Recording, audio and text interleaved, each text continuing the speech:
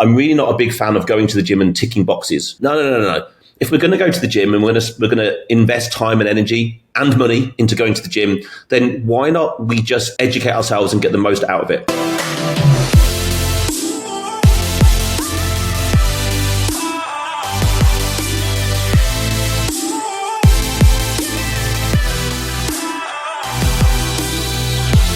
Alphas, welcome back to the show. My name is Andy Naylor, CEO and founder at Naylor Body Design and host of your Optimal Alpha podcast. And we're back with another training-based podcast. So as busy individuals, as I always like to say, we want to make sure that we're getting the most out of our training. I'm really not a big fan of going to the gym and ticking boxes and just going in there and like, wow, I go to the gym 5 days a week, so I'm ticking a box. And no. If we're going to go to the gym and we're going to invest time and energy and money into going to the gym, then why not we just educate ourselves and get the most out of it? So today we're going to look at another verses.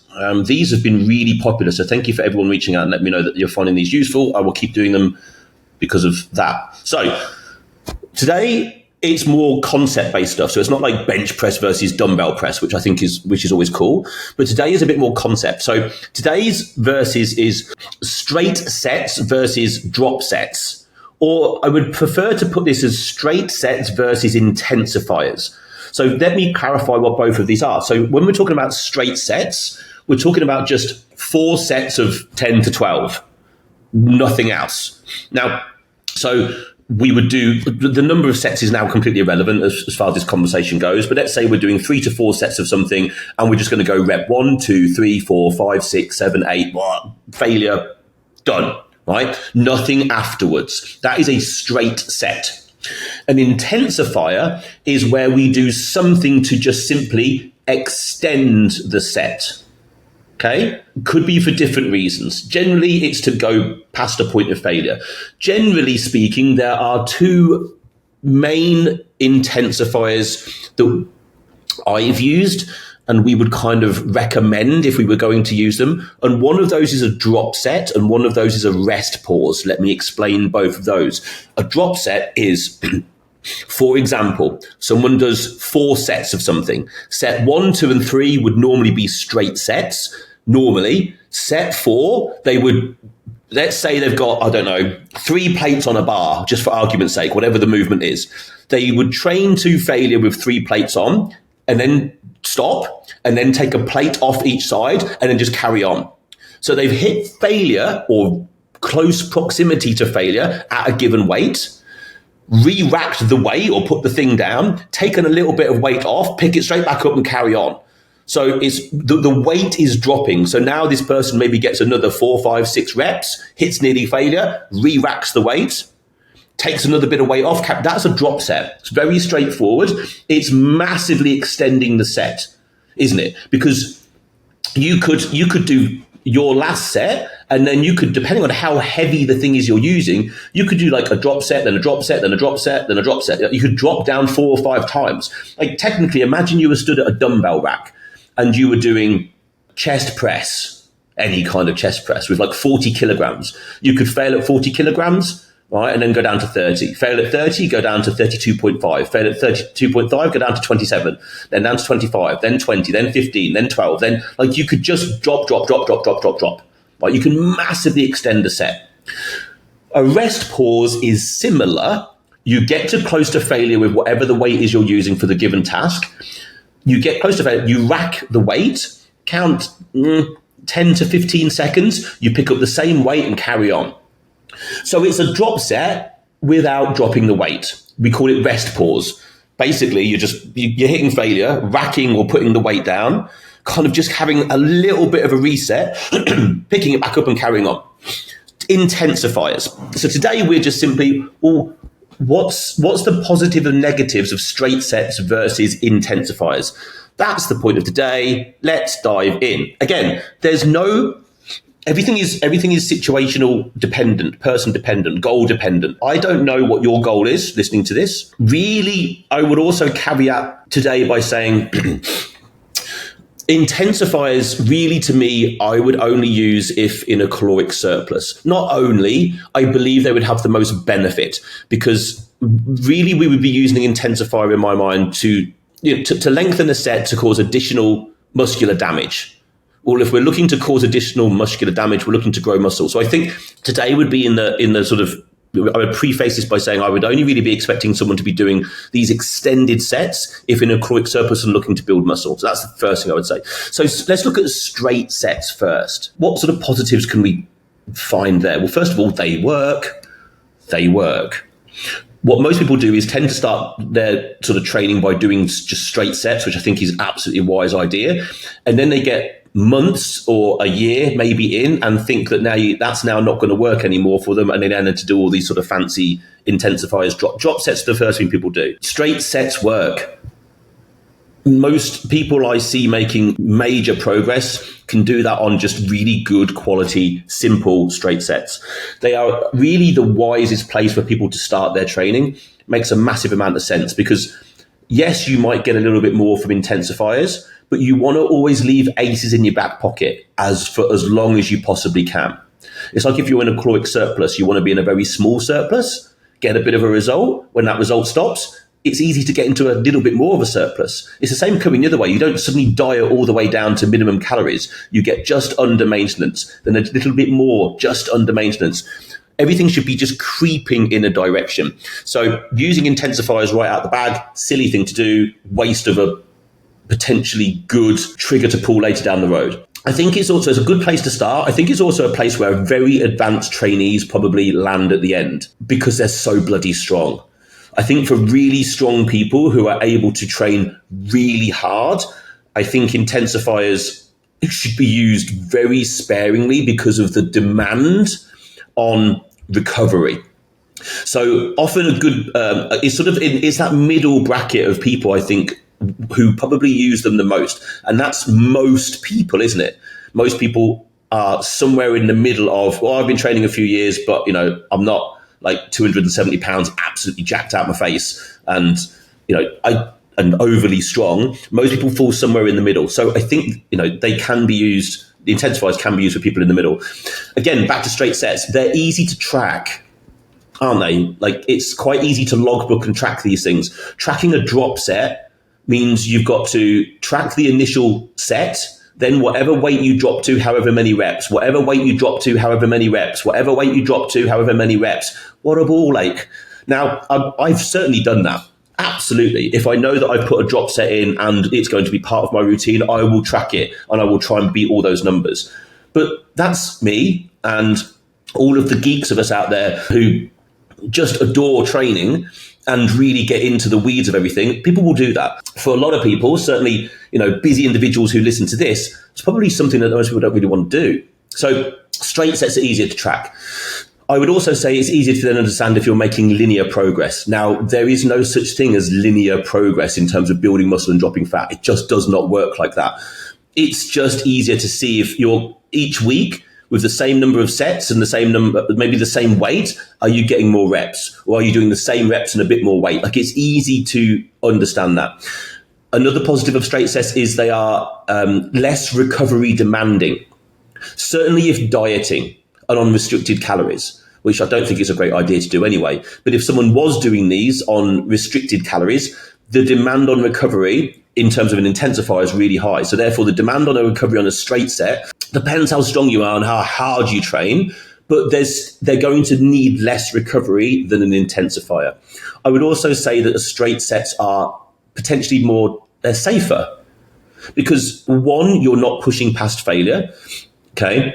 So when someone is pushing past failure, that's when form is going to break down. That's when people get injured. But also you may be needing to get in and out of a piece of equipment or, dropping dumbbells down, picking up other dumbbells. You've got to be moving around.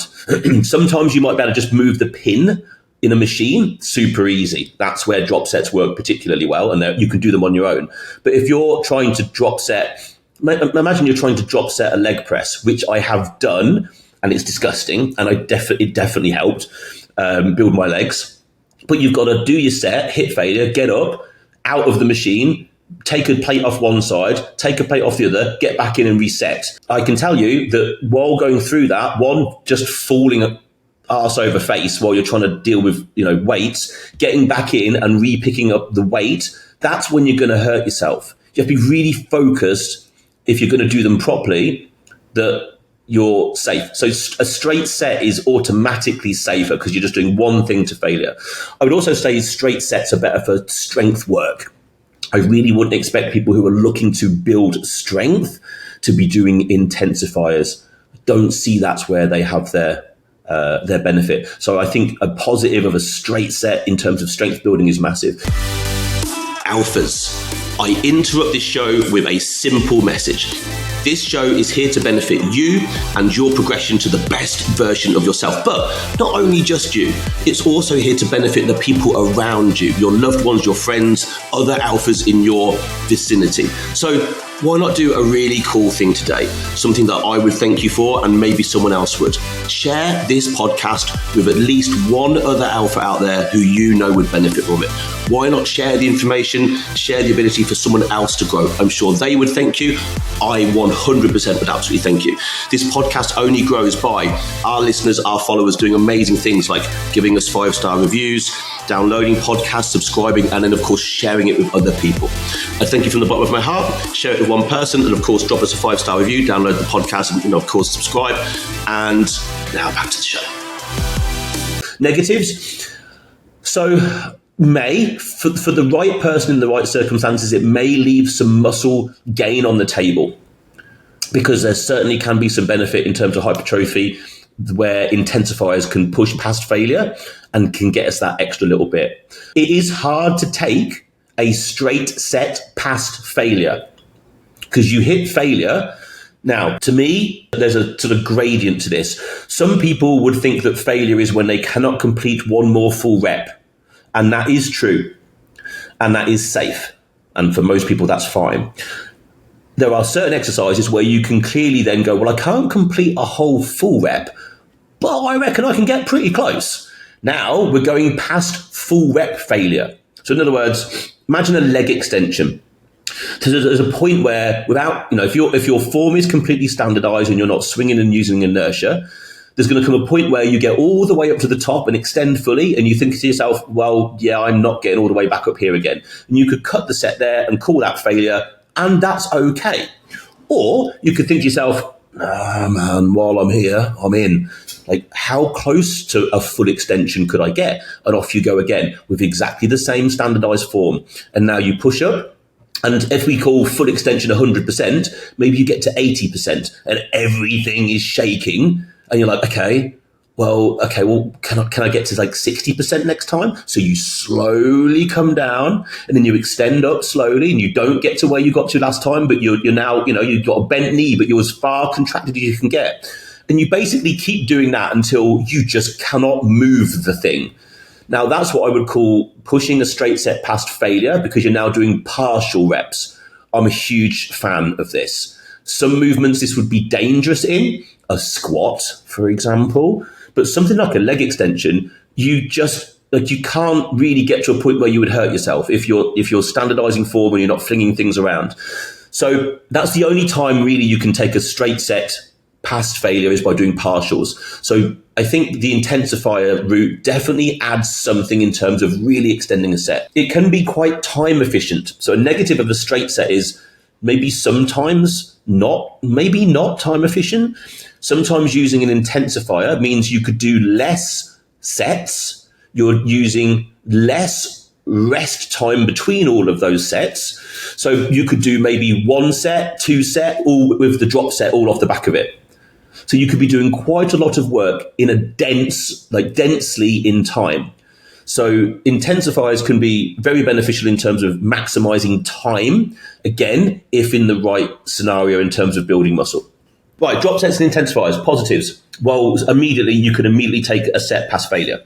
And that is the whole point of doing these intensifiers. So you've now got an ability to take a set way past failure in a manageable way.